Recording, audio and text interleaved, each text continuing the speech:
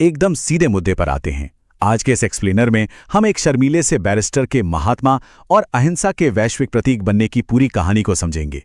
एक ऐसी ऐतिहासिक यात्रा जो सिर्फ एक आम इतिहास का पार्ट नहीं है, बल्कि एक बहुत ही गहरी और विचारोत्तेजक कहानी है जिसे हर किसी को जानना चाहिए। तो हम इस सफर को 5 प्रमुख हिस्सों में बांटकर देखेंगे। पोरबंदर की शुरुआत, दक्षिण अफ्रीका की वो भट्टी जिसने उन्हें तपाया, भारतीय स्वतंत्रता का मार्गदर्शन, सविनय अवज्ञा अभियान और आखिर में उनकी शहादत और एक ऐसी विरासत जो आज भी जिंदा है। बस चलिए शुरू करते हैं।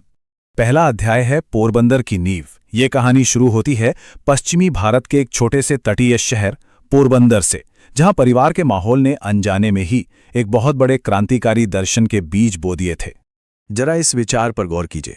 ऐसे जिएं जैसे कि कल ही आपकी मृत्यु होने वाली हो, और ऐसे सीखें जैसे कि आपको हमेशा जीवित रहना है। सच कहूं तो ये सिर्फ एक कोट नहीं है, ये उनके जीवन भर के समर्पण को दिखाता है। बचपन से ही उनमें अपने सत्य को खोजने की जो ललक थी, वो इसी सोच से तो पैदा हुई थी। अब यहां सबसे दिलचस्प बात क्या है पता है?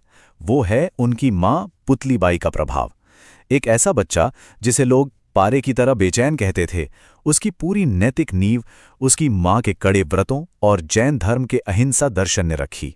हरिश्चंद्र और श्रवण कुमार जैसे नैतिक महाकाव्यों की कहानियों ने इस बेचैन बच्चे के मन में सत्य के लिए एक ऐसा गहरा प्यार जगा दिया जो ताउम्र उसके साथ रहा। अब आते हैं दूसरे अध्याय पर, दक्षिण अफ्रीका का संघर्ष, साल 1893।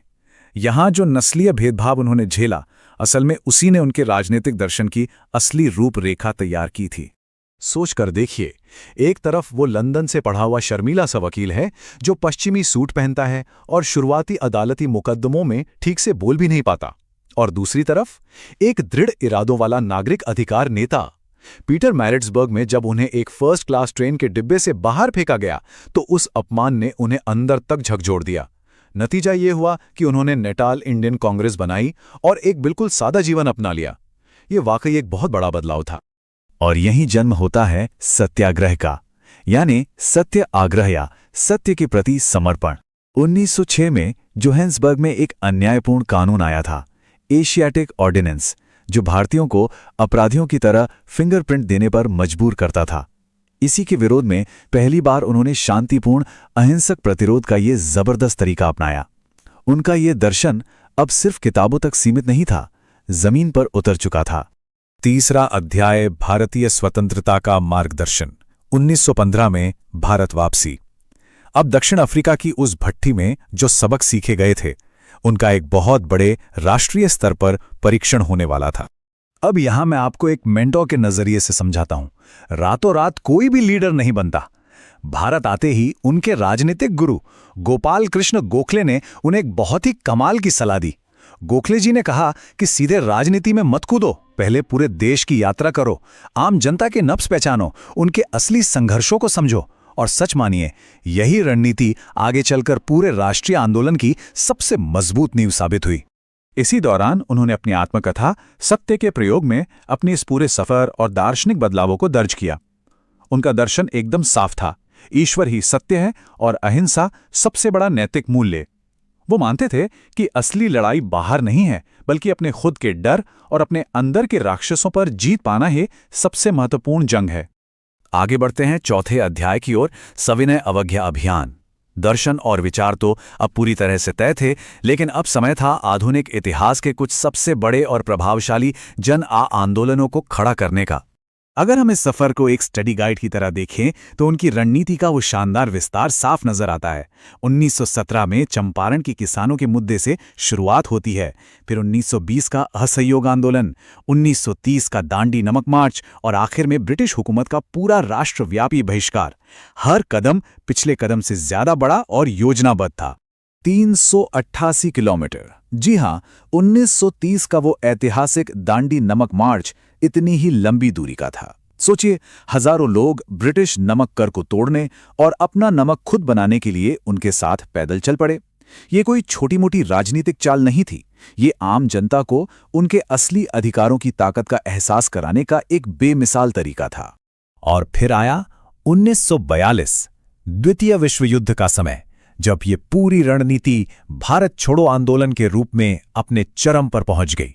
मांग थी पूर्ण और तुरंत स्वतंत्रता। नारा दिया गया मशहूर करो या मरो।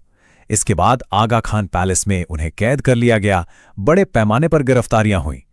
लेकिन सबसे हैरानी की बात क्या थी? इतने भयानक दमन के बावजूद उन्होंने अहिंसा का दामन बिल्कुल नहीं छोड़ा और इसी बात ने ब्रिटिश राज की जड़ें पूरी तरह से हिलाकर रख दी। जरा इन शब्दों को ध्यान से सुनिए। ईमानदार मतभेद अक्सर प्रगति का एक स्वस्थ संकेत होते हैं। उस वक्त देश में राजनीतिक तनाव चरम पर था। भारत के बंटवारे का साया मंडरा रहा था और धार्मिक दरारें बहुत गहरी हो चुकी थीं। लेकिन फिर भी वो इस बात पर अडिग रहे। ये दिखाता है कि मतभेदों और बंटवारे के उस बेहद तनावपूर्ण माहौल में भी सहिष्णुता और शांति का उनका संदेश कितना शक्तिशाली था। और अब हम इस ऐतिहासिक सफर के आखिरी अध्याय पर आ गए हैं, शहादत और एक ऐसी विरासत जो कभी खत्म नहीं होगी। ये बहुत ही दुखद है कि एकता और सत्य की इस महान लड़ाई की कीमत महात्मा को अपनी जान देकर चुकानी पड़ी। 30 जनवरी 1948 नई दिल्ली के बिरला हाउस में एक उग्रवादी हिंदू राष्ट्रवादी नाथूराम गोडसे द्वारा उनकी हत्या कर दी गई। देश के बंटवारे के बाद फैली उस भयानक धार्मिक हिंसा को शांत करने के लिए वो लगातार उपवास कर रहे थे और एक सर्वधर्म प्रार्थना सभा के दौरान ही उन्हें गोलियां मार दी गईं। जानते हैं सबसे खास बात क्या थी? मौत के उस आखिरी पल में भी उनके चेहरे पर एक मुस्कान थी और होठों पर ईश्वर का नाम था, हे राम। इस पूरे एक्सप्लेनर को खत्म करते हुए मैं आपके सामने एक सवाल छोड़ना चाहता हूं। आज की इस आधुनिक दुनिया में जो अभी भी अनगिनत संघर्षों से टूटी हुई है, गांधी जी का वो अटूट विश्वास कि असहमति प्रगति का एक स्वस्थ संकेत हो सकती है, आज के वैश्विक शांति प्रयासों को कैसे दिशा दे सकता है? अहिंसक प्रतिरोध और सत्य का उनका ये मास्टर क्लास कोई पुरानी इतिहास की किताब नहीं है। ये आज के जटिल मुद्दों को सुलझाने की एक चाबी है। इस पर विचार जरूर कीजिएगा। इस विश्लेषणात्मक सफर में शामिल होने के लिए बहुत बहुत शुक्रिया।